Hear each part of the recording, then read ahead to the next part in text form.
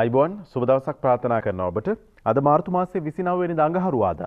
දැන් මේ වෙනකොට මාර්තු මාසයේ අවසාන දින කිහිපය තමයි ගෙවෙන්නේ. තවත් දින කිහිපයකින් අප්‍රේල් මාසයේ උදා වෙනවා. අප්‍රේල් මාසයේ උදා වීමත් එක්ක අපිට ටිකක් දැනෙන කාලයක් බවට පත් වෙනවා. ඒකට හේතුව තමයි සිංහල දෙමළ අලුත් අවුරුද්ද සමරන්නේ අපි අප්‍රේල් මාසයේදී. මේ නිසා උත්සව සමය කියලා තමයි අප්‍රේල් මාසය බොහෝ වෙලාවට හඳුන්වන්නේ. නමුත් උත්සව සමය ගැන කතා කරද්දී ටිකක් මේ ආර්ථික තත්ත්වයක් එක්ක උත්සව සමය සමරන්නට හැකියාව ලැබෙයිද වෙනදා වගේ. දැන් පාස්කු ප්‍රහාරය ගත්තාම පාස්කු ප්‍රහාරයෙන් පස්සේ කොවිඩ් වසංගත තත්ත්වයේ මේ ආදී කාරණා නිසා සිංහල දෙමළ අලුත් අවුරුද්ද වසර දෙක තුනක කාලයක් තිස්සේ හරියට සමරන්න අවස්ථාවක් ලැබුණේ නැහැ. දැන් මේ වෙනකොට ලෝකයේ වගේම රටත් දැවැන්ත ආර්ථික අර්බුදයකට මුහුණ පාලා ඉන්නවා. ඉතින් මේ වගේ අවස්ථාවක අපිට අලුත් අවුරුද්ද වෙනදා විදිහටම සමරන්න හැකියාව ලැබෙයිද? නමුත් පුවත්පත්වල තොරතුරු නම් වාර්තා වෙනවා විශේෂයෙන්ම අලුත් අවුරුද්දට සහන වැඩපිළිවෙල ලබා දීමේ ක්‍රමවේදයක්, ඒ වගේම උත්සව සමයේදී අත්‍යවශ්‍ය ආහාර ලබා දීමේ ක්‍රමවේදය, ඒ වගේම උත්සව සමයේ හිගයකින් තොරව ඉන්ධන ලබා දීමේ වැඩපිළිවෙල මේ ආදී කාරණා පිළිබඳව පුවත්පත්වල තොරතුරු වාර්තා වෙනවා. ඒ ගැනත් අපි උපුටා ගන්න සූදානම්. නමුත් ලෝකයේම අවධානය යොමු වුණා පෙරේදා ඒ ඔස්කා සම්මාන උළෙල කිව්වම ඒක අපි හඳුන්වන්නේ ඇකඩමි සිනමා සම්මාන උළෙල කියලා. මේ සම්මාන උළෙල පිළිබඳව අවධානය යොමු වුණේ සම්මාන නිසා නෙවෙයි. දැන් සිව්දෙස වැඩසටහන ඔබ බැලුවා නම් ඊට කලින් කතා කළා. මේ ඔස්කා සම්මාන උළෙලේදී එල්ල වුණු අතුල් පහර නැත්තම් කනේ පහර පිළිබඳව තමයි බොහෝ දෙනාගේ අවධානය යොමු වුණේ. අද පුවත්පත්වල මේ පිළිබඳව ඡායාරූප එක්ක වාර්තා වෙන නිසා අපි ඒ ගැන මුලින්ම කතා කරන්න කල්පනා වුණා. ලෝකයේ මේක විවිධ මාතෘකා බවට පත් වෙලා තියෙන මේ ප්‍රහාරය ඇතැම් පිරිස් දකිනවා හරි විදිහට මේ ප්‍රහාරය හොඳ ප්‍රහාරය හොඳ අවස්ථාවක් නෙවෙයි කියලා ඇතැම් පිරිස් කියනවා. ඉතින් දිවෙන පුවත්පත වාර්තා කරන ඔස්කා සම්මාන උළෙලේදී මතක හිටින කනේ පහරක් කියලා ඡායාරූපයක් එක්ක මුල් පිටුවල පුවත්පත් සෑම පුවත්පතකම වාර්තා වෙනවා. අපි ගියොත් අද පුවත්පතේ තියෙන්නේ ඔස්කා සම්මාන රාත්‍රිය ඉතිහාසගත වේ කියලා ඡායාරූපයක් එක්ක තම බිරිඳ සම්බන්ධයෙන් නොමනා විහිළුවක් කළ ඔස්කා නිවේදක ප්‍රහසන නළු ක්‍රිස් රොග්ගේ මුහුණට මෙවර ඔස්කා සම්මාන උළෙලේ හොඳම නළුවා සම්මානින් පිදුම් ලැබූ සුපිරි නළු විල් ස්මිත් පහරක් එල්ල කිරීම ඔස්කා සම්මාන උළෙලේදී වඩාත් කතා බහට ලක් වූ සිද්ධියක් බවට පත් වෙලා තියෙනවා. මේ සම්බන්ධයෙන් මේ වෙනකොට කනගාටුවක් පළ වෙලා තියෙනවා. විවිධ මත පළ වෙනවා මේ සිදුවීම සම්බන්ධයෙන්. අපි අරුණ පුවත්පතේත් ඒ ගැන වාර්තා කරලා තියෙන නිසා අරුණ පුවත්පතත් ඡායාරූපය එක්කම ඔස්කා සම්මාන උළෙලේදී හොඳම නළුවාගෙන් නිවේදකට කනේ පහරක්. නිවේදන වෘත්තිය ගැනත් මේ දවස්වල ටිකක් සමාජ මාධ්‍ය ඔස්සේ වැඩිපුර කතා බහට ලක් වෙනවා. නිවේදකයන් කතා කළ යුත්තේ මොනවාද? කතා නොකළ යුත්තේ මොනවාද? මේ කාරණා පිළිබඳව මේක ටිකක් මතවාදාත්මක කාරණයක් බවට පත් වෙලා තියෙනවා. ඇතැම් පිරිස් මේක හරි කියද්දී ඇතැම් පිරිස් කියන්නේ මේ ක්‍රියාව වැරදි කියලා. ඇතැම් පිරිස් නිවේදකයාට චෝදනා කරනවා. ඇතැම් පිරිස් හොඳම ලළුවාට චෝදනා කරනවා. ඇතැම් පිරිස් මේ දෙදෙනාටම චෝදනා කරනවා. ඒ ගැන ටිකක් ලෝකයේම කතා බහක් තියෙන නිසා තමයි අපි පුවත්පත් තොරතුරු අතරෙත් ඒ ඡායාරූප පුටා ගනිමින් තොරතුරු ගෙනාවේ. ඊළඟට අපි යනවා දිනමින පුවත්පත. දිනමින පුවත්පත වාර්තා කරන අද ආරම්භ වෙන විශේෂ වැඩ කටයුත්තක් පිළිබඳව. ඒ තමයි දැන් අපි ආහාර සුරක්ෂිතතාවය පිළිබඳව කතා කරනවා. අපේ රට සාමාන්‍යයෙන් ඕනෑම දෙයක් වැවෙන රටක් බවට පත් වෙනවා. මේ බිම ඊටාම සරුසාර බිමක්. ඉතින් මේ වගේ තත්ත්වයකදී ආහාර සුරක්ෂිතතාවය පිළිබඳ එක පැත්තකින් අපි බියක් ඇති කරගන්නේ ඇයි? පර්චස් 20ක් තියෙනවා නම් අපිට අවශ්‍ය ආහාර බොහොමයක් ඒකේ වගා කර ගැනීමේ හැකියාව තියෙනවා. පවුල් ලක්ෂ 22කට සෙත සදන හරිත දයක් ගෙවතු වගා සංග්‍රාමය අද ආරම්භයි කියලා තොරතුරු වාර්තා කරන්නේ. මේ අතරවාරයේදී පවුල් ලක්ෂ 22කට සෙත සැලසෙන හරිත දයක් ජාතික ගෙවතු වගා සංග්‍රාමයේ සුබ මොහොතින් දීප ව්‍යාප්තව ආරම්භ වෙනවා කියලා තමයි අද තොරතුරු වාර්තා කරලා තියෙන්නේ.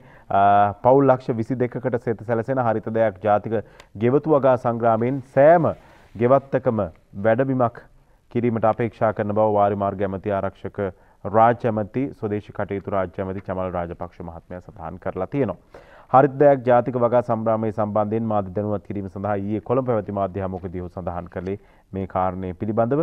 ඉතින් ආර්ථික පුනර්ජීවනයේ සහ දරිද්‍රතාව තුරන් කිරීම සඳහා වන ජනාධිපති කාර්යසාධක බලකාය මගින් අපේ රටේ පවතින ප්‍රශ්න ගැන හොඳින් අධ්‍යයනය කර හරිත දයක් ජාතික ගෙවතු වගා සංග්‍රාමය ආරම්භ කරන්න නියමිතයි. වගා සංග්‍රාමයේ සමාරම්භක උත්සවයේ කහතුඩුව පොල්ගස්සෝවිත ප්‍රදේශයේදී ආරම්භ කරන අතරම දිවෙන පුරා සෑම ප්‍රාදේශීය ලේකම් කොට්ටාස මට්ටමින්ම 9:18ට එදින සුබ මොහොතින් මේ කටයුත්ත ආරම්භ කරන්න නියමිතයි. පැල වර්ග බෙදා දීම මේ ආදී කටයුතු මීට සමගාමීව සිදු කරනවා. ඉතින් හරිත දයක් ගෙවතු වගා සංග්‍රාමයේ අද ආරම්භ කරන කටයුත්ත පිළිබඳව අපි ටිකක් වැඩි අවධානය යොමු කළේ ආහාර සුරක්ෂිතතාවයේ මේ ආදී කාරණා පිළිබඳව කතා බහට ලක් වෙනවා. ඇතැම් වෙලාවට එළවලු මිල ගණන් ඉහළ යනවා. Tamanට අවශ්‍ය ආහාර Tamanගේ නිවසේම සකසා ගන්න හැකියාව තියෙනවා නම් මේ වගේ ආර්ථික අපහසුතාව තියෙන කාලයක එය අපේ ආර්ථිකයට වඩාත් දැනෙන කාරණයක් බවට පත් වෙනවා. ඒ නිසා ඒක තව වඩා වැදගත් නිසා තමයි අපි පුවත්පත් තොරතුරු අතරේ මුලින්ම උපුටා ගත්තේ.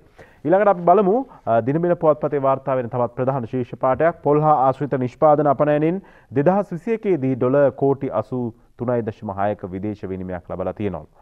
පොල්හා ඒ ආශ්‍රිත නිෂ්පාදන අපනයනින් 2021 වසරේදී ඩොලර් කෝටි 83.6ක විදේශ විනිමය උපයාගෙන ඇතැයි වැවිලි අමාත්‍ය රමේෂ් පතිරණ මහත්මයා ඊයේ සඳහන් කරලා තියෙනවා.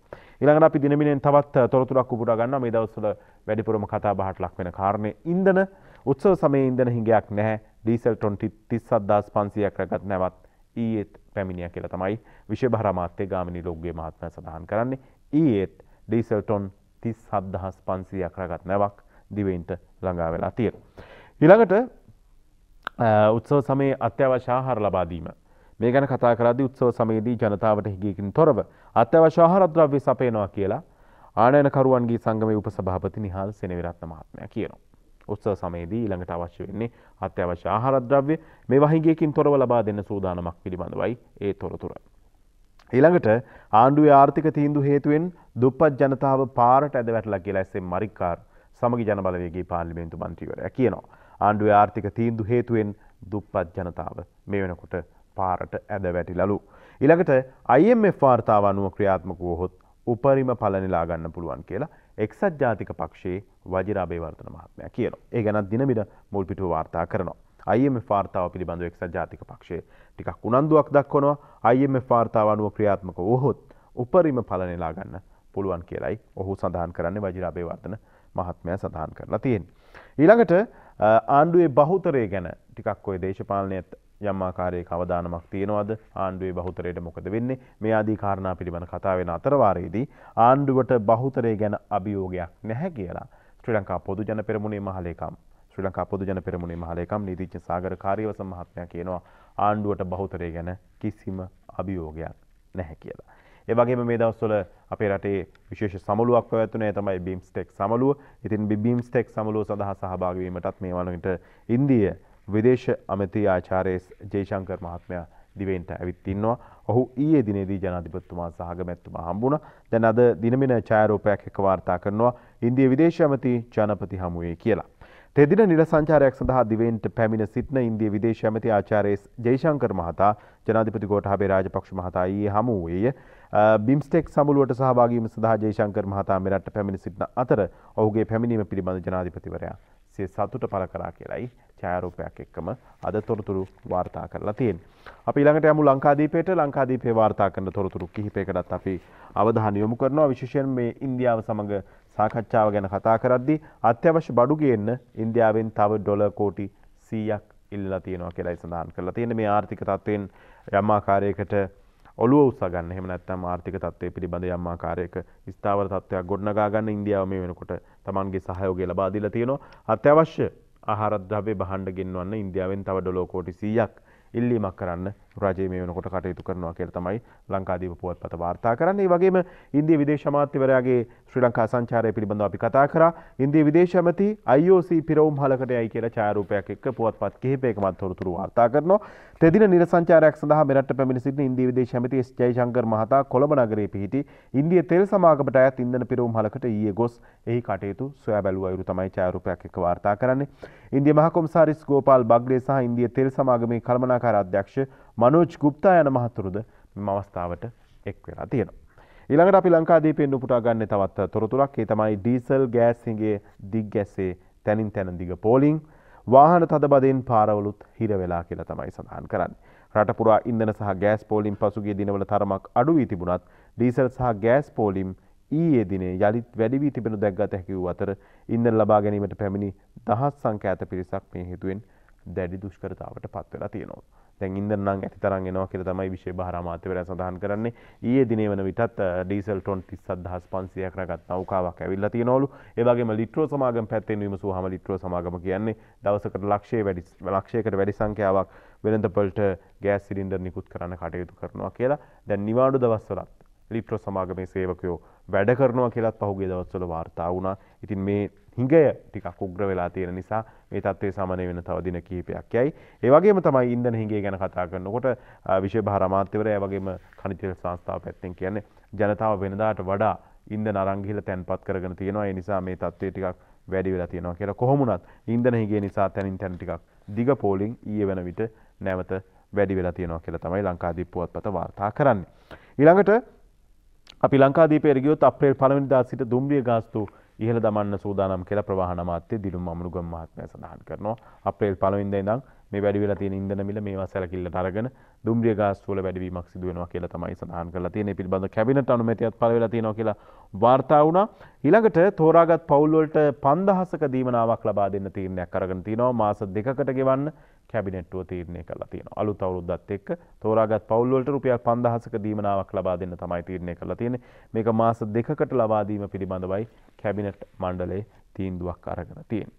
ඊළඟට අපි යනවා ඡායාරූපක වාර්තාවකට. ජීවිතේ වරක් පිදෙන සම්මානයෙන් පිදුම් ලබා කියලා තමයි වාර්තා කරන්නේ. ඊයේ රාජ්‍ය නාට්‍ය සම්මාන උල්ල 2021 අග්‍රාමාත්‍ය මහින්ද රාජපක්ෂ මහතාගේ ප්‍රධානත්වයෙන් කොළඹ නෙළුම් පොකුණ රංගහලේදී පෙරේදා පැවැත්වුණා. ශ්‍රී ලාංකීය නාට්‍ය ක්ෂේත්‍රයේ වෙනුවෙන් සුවිශේෂී මෙහෙවරක් ඉටු කළ ලලිතා සරච්චන්ද්‍ර මහත්මිය සහ නීලලස් F ජුල්ස් කොලින් යන මහතුරුන් ජීවිතයේ එක්වරක් පමණක් පිරිනැමෙන කලාකීර්ති සම්මානයෙන් පිරිනැමීමද එහිදී සිදු කෙරෙනු අතර ඔවුන් සම්මාන ලබා ගන්න ආකාරය ඡායාරූප එක්ක අද වාර්තා කරලා තියෙනවා ලංකාදීප පුවත්පත. ඊළඟට අපි යනවා දිවයින පුවත්පතට. දිවයින පුවත්පතේ වාර්තා වෙන තොරතුරු කිහිපයකුත් අපි පුවත්පත් තොරතුරු අතරට උපුටා ගන්න බලාපොරොත්තු වෙනවා. ඒ තමයි මේ තෙරේ බලය බිඳලා කියලා තමයි මේ තොරතුර. සාම්පල් අරන් ගියාම අපසු දුන්නා කියලා සිවිල් සංවිධාන ක්‍රියාකාරිකයෙක් සඳහන් කරලා තියෙනවා. වැඩිදුර මුදල් ගෙවා කෙටිදුර අද යන්න වෙලා ඉක්මනට තෙල් පිච්චෙන්නේ සංයුතිය බාල නිසාද පාරිභෝගිකයෝ ප්‍රශ්න කරනවා. මේ සම්බන්ධයෙන් අද කතාවක් තියෙනවා. පෙට්‍රල් හා ඩීසල් වල සංයුතිය පිළිබඳ මේ වන විට බරපතල අවුලක් මතුවී තිබෙන අතර මීට පෙර වාහන වලට ලබා ගන්නා ලීටර් ප්‍රමාණයෙන් ගමන් කළ හැකි කිලෝමීටර් ප්‍රමාණය අඩු වී ඇතැයි පාරිභෝගිකයෝ චෝදනා කරලා තියෙනවා. ඉතින් මේ ගැන තොරතුරු අද දිවයින පුවත්පත වාර්තා කරලා තියෙන ප්‍රධාන තොරතුරක් විදිහට. ඊළඟට අපි ගියොත් තවත් තොරතුරකට නීතිපති නිලධාරිනියකට දීමට කියා දෙමටකොඩ රුවන්ගේ පුතාගෙන් ලක්ෂ 20ක් අරන්ලු. ඇමති හිතවතෙකු ඇතුළු පිරිසකට දැලේලයි. ප්‍රධාන පෙළේ මද්ද්‍රව්‍ය ජාවාරම්කරුවෙකු වන දෙමටකොඩ රුවන් නැමැත්තාට ඇප ලබා ගැනීම සඳහා නීතිපති දෙපාර්තමේන්තුවේ ඉහළ නිලධාරිනියකට අල්ලසක් ලබා දීමට යයි කියමින් රුපියල් 20 ලක්ෂයක මුදලක් ලබාගත් බව කියන රජයේ ඇමතිවරයෙකුගේ සමීපතමෙකු පොලිස් නිලධාරීන් පිරිසක් ඇතුළු සංවිධානාත්මක කණ්ඩායමකට එරෙහිව පුළුල් විමර්ශනයක් මේ වෙනකොට ආරම්භ කරලා තියෙනවා. ලක්ෂ 20ක් අරන් නීතිපති දෙපාර්තමේන්තුවේ නිලධාරිනියකට දෙන්න කියලා ඒ ගැන තොරතුරු මේ වෙනකොට අනාවරණය වෙලා තියෙනවා. ඊළඟට අපි කියොත් තවත් තොරතුරකට ඒ තමයි අප්‍රේල් 7 රට පුරා විරෝධතා 150ක් පවත්වනවා කියලා සමගි ජන බලවේගයේ පාර්ලිමේන්තු මන්ත්‍රී තිස්ස අත්තනායක මහත්මයා කියනවා. අප්‍රේල් 7 වෙනිදා දිවයින පුරා විරෝධතා 150ක් යන්නයි ඔවුන්ගේ සැලැස්ම. ඊළඟට අපි ගියොත් තවත් තොරතුරකට මේ තොරතුරත් ටිකක් විශේෂ තොරතුරක්. මෙරට කතුන් 5 දෙනෙක්ගෙන් එක් අයෙක් සහකරුගේ හිංසනයට ලක් වෙලා තියෙනවලු. ශ්‍රී ලංකාවේ සෑම කාන්තාවන් 5 දෙනෙකුගෙන් එක් අයෙකුම සිය ජීවිත කාලය තුලදී තම සහකරුවාගෙන් ශාරීරිකව සහ ලිංගිකව හිංසනයට ලක්ව ඇතැයි මෑතකදී සිදු කළ සමීක්ෂණයකදී හෙළිවෙලා තියෙනවා කියලා දිවයින අද මුල් පිටුවේම තොරතුරු වාර්තා කරලා තියෙනවා. ආයිබෝන් සුබ දවසක් පුවත්පත් තොරතුරු අතරේ අපි යනවා අද පුවත්පතට. අද පුවත්පත වාර්තා කරනවා අපි කල්ලුත් මේ පිළිබඳව පුවත්පත් වලින් තොරතුරු පුටා ගත්තා. ඉන්දියාවෙන් තවත් ඩොලර් මිලියන 1.5ක් ඉල්ලයි කියලා තමයි අද පුවත්පත ප්‍රධාන ශීර්ෂ පාඨය වාර්තා කරන්නේ. අපි බලමු මේක සවිස්තරාත්මකව. ලංකාව ඉන්දියාවෙන් ඩොලර් බිලියන 1.5ක ණය පහසුකමක් ඉල්ලා තිබෙන බව රොයිටර් පුවත් සේවයේ ඊයේ වාර්තා කරලා තියෙනවා. ශ්‍රී ලංකා මහ බැංකුව අධිපති අජිත් නිවාඩ් කබ්‍රාල් මහතා ඊයේ පස්වරුවේ සහභාගී වූ අන්තර්ජාල සාකච්ඡාවකදී දැක් වූ අදහස් උපුටා දක්වමින් පුවත් සේවයේ මෙම කරුණු සඳහන් කරලා තියෙනවා කියලායි අද පුවත්පත ප්‍රධාන පුවත විදිහට වාර්තා කරන්නේ. ඊළඟට සමගි ජන බලවේගයේ පැත්තෙන් මේ සම්බන්ධයෙන් කරන ප්‍රකාශයක් තියෙනවා ඉන්දියාවෙන් ණය ලබා ගැනීම ගැන. ඩොලර් බිලියන ගණන් සිංගමන් යැදීමට පෙර රුපියල ශක්තිමත් කළ යුතුයි කියලා තමයි සජිබ පාර්ලිමේන්තු මන්ත්‍රී ආචාර්ය හර්ෂවර්ධන සිල්වා මහත්මයා සඳහන් කරලා තියෙන්නේ. ඊළඟට අපි යනවා මුදල් හුවමාරු කිරීමේදී බැංකු අගයන්ට වඩා වැඩි අනුපාත දීම තහනම් කරලා ඊයේ වන විට නීතියක් සම්පාදනය කරලා තියෙනවා. දැන් ඔය මුදල් හුවමාරු කරනකොට විදේශ මුදල් හුවමාරු කරනකොට බැංකු ලබා දෙන මුදලට වැඩිය එළියේ වැඩිපුර ගන්න පුළුවන් කියලා කතාවක් තියෙනවා. ඉතින් මේ පිළිබඳව බොහෝ දෙනෙක් දන්නවා. ඉතින් මේක තහනම් කරන්න ඊයේ වන විට විශේෂ නීතියක් පනවලා තියෙනවා කියලා තමයි අද පුවත්පත වාර්තා කරලා තියෙන්නේ. ඊළඟට අපි යනවා තවත් තොරතුරකට. ඒ තමයි මේ ලීසින් ගත් ලක්ෂ 80කට වාරික ගෙවා ගැනීමට නොහැකි වෙලා කියලා ලීසින් හා ණය වාරික ගෙවන්නන්ගේ ඒකාබද්ධ සංගමය කියනවා. ලීසින් ගත්ත ලක්ෂ 80කට මේ වෙනකොට වාරික ගෙවා ගැනීමට නොහැකි වෙලා මේක කොවිඩ් වසංගතයත් එක්ක ව්‍යාපාරය නැහිටීම විශේෂයෙන් මේ සංචාරක ක්ෂේත්‍රයට අදාළ බොහෝ වාහන තියෙනවා මේ අතර වාරයේදී. ඉතින් ලක්ෂ 80කට මේ වෙනකොට ලීසින් ගෙවා ගන්න නොහැකි තත්ත්වයක් ඇති වෙලා තියෙනවා කියලායි එම ගෙවන්නන්ගේ සංගමේ ඒකාබද්ධ සංගමේ සඳහන් කරලා තියෙන්නේ. ඊළඟට අපි යනවා තවත් තොරතුරකට. අපි කිව්වා මේ දිවෙන පුවත්පත වාර්තා කරා තෙලේ බලය ටිකක් බිඳිලා තියෙනවා කියලා යම් ආකාරයක පාරිභෝගිකයන් චෝදනා එල්ල වෙලා තියෙනවා කියලා. මේ ගැනම අද තියෙනවා ඩීසල් හා පෙට්‍රල් ප්‍රමිතිය බලන්න සිංගප්පූරු පරීක්ෂණාගාරයකට සාම්පල් යවනවා කියලා ප්‍රවාහන සේවක සංගම් හා සිවිල් සංවිධාන නියෝජිතයෝ කියනවා කියලා තමයි අද තොරතුරු වාර්තා කරලා තියෙන්නේ. අද පුවත්පතයි ඒ ගැන මුල් පිටුවේම තොරතුරු ගෙනවිත් තිබෙන්නේ. ඊළඟට අපි යනවා මව්බිම පුවත්පතට. මව්බිම පුවත්පත වාර්තා කරන තොරතුරු කිහිපයකුත් අද උපුටා ගන්න බලාපොරොත්තු වෙනවා අපි පුවත්පත් තොරතුරු අතරේ.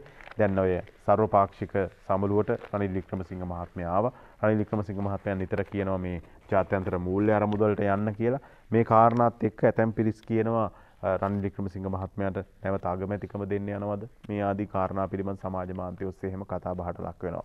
මේ ගැන ඊයේ ශ්‍රී ලංකා පොදු ජන පෙරමුණේ මාධ්‍ය හමුවේදී අදහස් පළ කළා අමාත්‍ය රෝහිතාබේ ගුණවර්ධන මහත්මයා. ඔහු මෙන්න මේ විදිහටයි ඒ ගැන ප්‍රතිචාර දැක්ුවේ. රනිල්ව අගමැති කරන්න අපට මොලේ අමාරුවක් නැහැ. රාජපක්ෂවරුන් වටන්න කිසිම ජගතෙකුට බෑ.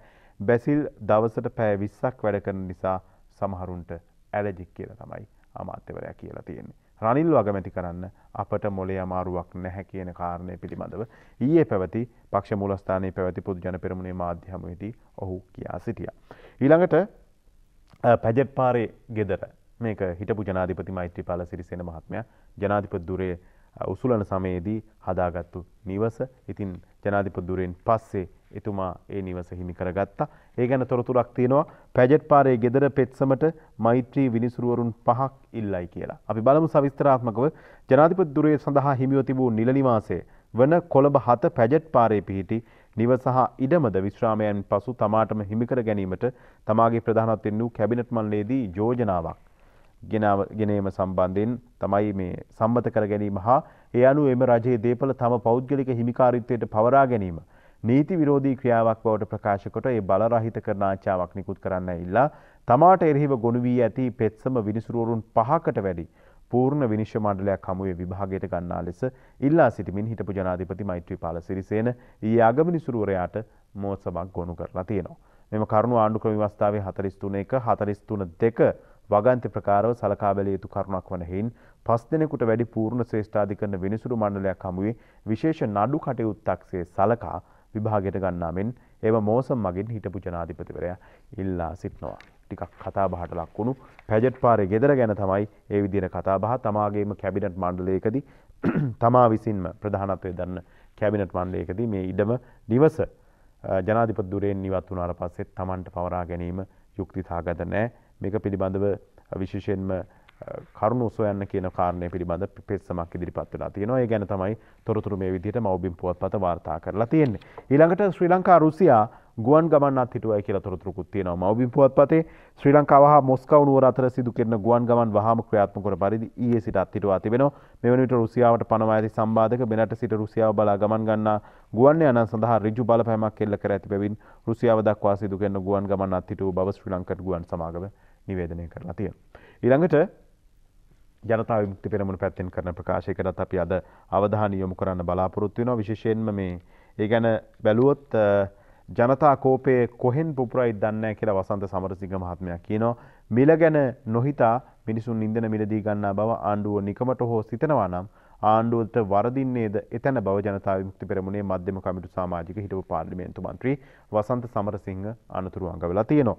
මේ අතර වාරයේදී ජොන්ස්ටන් වසන්තගෙන් බිලියනයක් වන්දි ඉල්ලයි කියලා තොරතුරුකුත් තියෙනවා. විශේෂයෙන්ම අපි බලමු මධ්‍යම අධිවේගී මාර්ගයේ තෙවැනි අදියර ගැන අසත්‍ය චෝදනා එල්ල කළ දූෂණ විරෝධී හඬ සංවිධානයේ කැඳවුම්කරු ජනතා විමුක්ති පෙරමුණේ දේශපාලන සභික හිටපු පාර්ලිමේන්තු මන්ත්‍රී වසන්ත සමරසිංහට එරෙහිව ආණ්ඩු පක්ෂයේ ප්‍රධාන සංවිධායක මහා මාර්ග ඇමති ජොන්ස්ටන් ප්‍රනාන්දු විසින් රුපියල් බිලියනයක වන්දියක් ඉල්ලා යන්ත්‍ර වාසියක් යැවීමට කටයුතු කරලා තියෙනවා. Tamanගේ නාමයක් පදනම් කොටගෙන ඉන්තරවාසී ඉදිරිපත් කර තියෙනවා කියලා තමයි වාර්තා වෙන්නේ. ඉතින් එක පැත්තකින් මේ ජනතා කෝපය කොහෙන් පුපුරයිද දන්නේ නැහැ කියලා වසන්ත සමරසිංහ මහත්මයා කියනකොට වසන්ත සමරසිංහ මහත්මයා එල්ල කරපු චෝදනාවක සම්බන්ධයෙන් ජොන්ස්ටන් පර්නාන්දෝ අමාත්‍යවරයා රුපියල් බිලියන 1 වන්දිල්ලලා තියෙනවා කියලා මව්බිම් පුවත්පතම තොරතුරු වාර්තා කරලා තියෙනවා. ඊළඟට අපි යනවා අරුණ පුවත්පතට. අරුණ පුවත්පතේ වාර්තා වෙන තොරතුරු කිහිපයක්. භාණ්ඩ මිල වැඩි වෙනකොට ඔන්න නැවතත් ඖෂධ මිල 120කින් වැඩි වෙනවලු. ඖෂධ මිල තවත් 120කින් වැඩි කරන්න නැත්නම් මිල පාලනය ඉවත් කරන්න ආනයනකරුවෝ රජයෙන් ඉල්ලීමක් කරලා තියෙනවා. තවත් 120කින් වැඩි කරන්න කියලායි මේ ඉල්ලීම කරලා තියෙන්නේ. 130කින් තමයි මේ වෙනකොට වැඩි කරලා තියෙන්නේ ඖෂධ මිල. ඊළඟට අපි අරුණ පුවත්පතෙන් තවත් තොරතුරු කිහිපයක් උපුටා ගන්නවා මේ දුම්රිය සම්බන්ධයෙන්. අද මැදියම් රැයෙන් පසු දුම්රිය රීදුරු වර්ජනයක් තියෙනවා කියලා සඳහනක් තියෙනවා. අද මධ්‍යම රාත්‍රියෙන් පසු අතිකාල මත සිදු කරන සියලුම සේවා වාර වලින් ඉවත් වීමේ වෘත්තීය ක්‍රියාමාර්ගයක් ආරම්භ කරන බව දුම්රිය එන්ජින් රියදුරු සංගමය ප්‍රකාශ කරලා තියෙනවා. මේ අතර වාරයේදී දුම්රිය ගාස්තු වැඩි කරන්න කැබිනට් අනුමැතිය පළ වෙලා තියෙනවා කියලා වැඩිවීමේ ක්‍රමවේදය පිළිබඳව අද දැනුම් දෙනවා කියලා ප්‍රවාහන අමාත්‍යාංශය කියනවා. අපි ඊළඟට යනවා තවත් තොරතුරකට. ඒ තමයි මේ රාමසාන් කාලයේදී රටින්දී අත්‍යවශ්‍ය දෙයක් බවට පත් වෙනවා මුස්ලිම් ජනතාවට. ඉතින් ඒ කටයුතු සැලකිල්ලට අරගෙන රාමසාන් වෙනුවෙන් රටඉදි බද්ද රුපියලට බස්සලා තියෙනවා. රටඉදි ආනයනයේදී දැනට අය කරනු ලබන විශේෂ වෙළඳ භාණ්ඩ බද්ද රුපියල් 199කින් අඩු කිරීමට මුදල් අමාත්‍යාංශය තීරණය කළා තියෙනවා ඒ රාමසාන් මාසය වෙනුවෙන්. ඊළඟට අපි යනවා තවත් තොරතුරකට. ඒ තමයි මේ අවුරුදු කන්න රුපියල් 5000ක දීමනාවක් ලබා දෙන්න. මේ ගැන අපි කලිනුත් සඳහන් කළා. තෝරාගත් පවුල් වලට අවුරුදු කන්න රුපියල් 5000ක දීමනාවක් ලබා දෙන්න මේ වෙනකොට තීරණයක් අරන් තියෙනවා. ඒ වගේම බහුදින දීවර යාත්‍රාවලට රුපියල් 30ත් 55ත් අතර ඉන්ධන සහනයක් දෙන්න කියලා දීවර අමාත්‍යාංශය ඉල්ලීමක් කරලා තියෙනවා. බහුදින දීවර යාත්‍රා 4500ක් සඳහා ලංකා දීවර වරාය නීතික සංස්ථාවේ ඉන්ධන පිරුම් හල් වලින් නිකුත් කරන ඩීසල් වෙනුවෙන් සහනාධාරයක් ලබා දෙන්න ලෙස දීවර අමාත්‍යාංශයේ කැබිනට් මණ්ඩලයෙන් ඉල්ලීමක් කරලා තියෙනවා. දැනුම් දීමක් කරලා තියෙනවා කියලා තමයි අද තොරතුරු වාර්තා කරලා තියෙන්නේ. ඊළඟට අපි යනවා කාටුන් සහ කවි කිහිපයක් බලන්න පුවත්පත් තොරතුරු අවසන් කරන්න කලින්. අපි දිවයිනට යන්නේ. දිවයින අපි බලමු ජයරත්න වික්‍රමසිංහගේ ෆේක් බුක් කාටුනේ. දෙන්නෙක් ඉන්නවා. දෙන්නයි කතා බහ මෙන්න මේ විදිහට යන්නේ. වෙලෙන්දෝ හිතූ ගානට බඩු විකුණනවා. කෝබන් අර කන පැලෙන්න ගහනවා කියපු පාරිභෝගික චණ්ඩි ලොක්කා. මං හිතන්නේ එයා ගොරව ගරව නිදි ඇති කියලා තමයි කියන්නේ. මේ වෙනකොට ඇතැම් වෙලාවට වෙළඳ පොලේ තවත් වෙළඳ සැලක එක මිලක්, තවත් වෙළඳ සැලක තවත් මිලක්. හිතූ විදිහට භාණ්ඩ මිල තියෙනවා. ඉතින් මේ සම්බන්ධයෙන් වහාම අවධානය යොමු කරන්න ඕන. විශේෂයෙන්ම උත්සව සමයන නිසා ඒ ගැන වැඩියෙන් අවධානය යොමු කළ යුතුයි. ඊළඟට අපි අරුණ පුවත්පතට යනවා. අරුණ පුවත්පතේ වාර්තා කරන තොරතුරක් විශේෂයෙන්ම හසන්ත විජේනායකගේ හුරේරා කාටුනේ. ලංකාවට ආපු ඉන්දියාවේ විදේශ ඇමති ෂෙඩ් එකක් බලන්න ගිහින් තෙල් ටැංකි බලන්න ගිහින් නැද්ද සර් කියලා අහනවා සර්ගේ. ඊළඟට අපි යනවා දිනමින පුවත්පතට. දිනමින පුවත්පතේ කාටුනයක් තියෙනවා. අපි බලමු මේ කාටුනේ මොකක්ද කියලාද. අංජනගේ කාටුනේ පුටින්ට ගෙදර යන්න කියලා බයිඩන් කියනවා. ඇමරිකාවේ ජනාධිපතිවරයා තමයි මේ රුසියාවේ ජනාධිපතිවරයාට කියන්නේ ගෙදර යන්න කියලා. අපෙන් ඉගෙනගෙනද මන්ද කියලා තමයි එතකොට අහන්නේ. එහා සමානම කාටුනයක් අද මව්බිමේ තියෙනවා. මව්බිමේ කාටුනේ බලමු අපි. එම්.ඩී. වීරරත්නගේ මරිසිපාල කාටුනේ. බයිඩන් කියනවා යුද්ධය දිනන්න බෑ පුටින් ගෙදර යා යුතුයි කියලා. එතකොට හමුදාපති නෙවෙයිද එහෙ යුද්ධ කරන්න කියලා යහන්නේ. දැන් හමුදාපති යුද්ධ කරන්න කියලා කාලයක් කතා බහට ලක් වුණානේ. ඉතින් බයිඩන් කියනවා යුද්ධය දිනන්න බෑ පුටින් ගෙදර යා යුතුයි කියලා. එතකොට හමුදාපති නෙවෙයිද එහෙ යුද්ධ කරන්න කියලා මරිසිපාල අහනවා. ඊළඟට දවසේ 14ට යමු විදුර අබේනායකගේ චීනට ඉන්දියාවට අත යට වාසී ඒ වෙනුවෙන් අපට ටික ටික දෙයි දෝසී. IMF එකත් පනවයි කොන්දේසි කොයි අත ගියත් ගොඩ එන්නට නැත ලේසි කියලා තමයි කියන්නේ. මේ තියෙන ආර්ථික අර්බුදෙන් ගොඩ එන එක ලේසි නෑ. ඉතින් ඒකට විවිධ කටයුතු සිදු කරන්න ඕනේ. ඒ කටයුතු සිදු කරන අතරවාරයේදී Tamanගේ ආහාර Tamanටම නිෂ්පාදනය කරගන්න හැකියාවක් තියෙනවා නම් පර්චේස් 20ක හරි කමක් නෑ ඉඩමක. ඒ සඳහා ලබා දෙන්න පුළුවන් නම් Tamanගේ නිවසේ ආර්ථිකය ශක්තිමත් කරගන්න පුළුවන්. ඉතින් ඒ සඳහා ක්‍රියාත්මක කරන හරිත දයක් ගෙවතු වගා සංග්‍රාමයේ පිළිබඳව අපි පුවත්පත් තොරතුරු ආරම්භයේදීම සඳහන් කළා. අද පෙරවරු 9:18ට යෙදෙන සුබ මොහොතින් ඒ කටයුත්ත ආරම්භ කිරීමට නියමිතයි. ඉතින් ඔබත් ඒ සඳහා නැවත වරක් Tamanගේ වෙහෙස ටිකක් තියෙන විවේක වේලාව යොදවාගෙන ආහාර සුරක්ෂිතතාවය සම්බන්ධයෙන් අපිට ලබා දෙන්න පුළුවන් දායකත්වය ලබා දීලා අපේ නිවසේ ආර්ථිකය සරිකර ගන්න අවශ්‍ය කටයුතු සූදානම් කරගන්න කියන කාරණේ පිළිබඳ මතක් කරමින් අදට පුවත්පත් තොරතුරු වලින් සමුගන්නවා. හෙටත් හමු වීමේ බලාපොරොත්තු වෙන ඔබට ප්‍රාර්ථනා කරනවා යහපත් නිරෝගිමත් සුබ දවසක්. ආයුබෝවන්.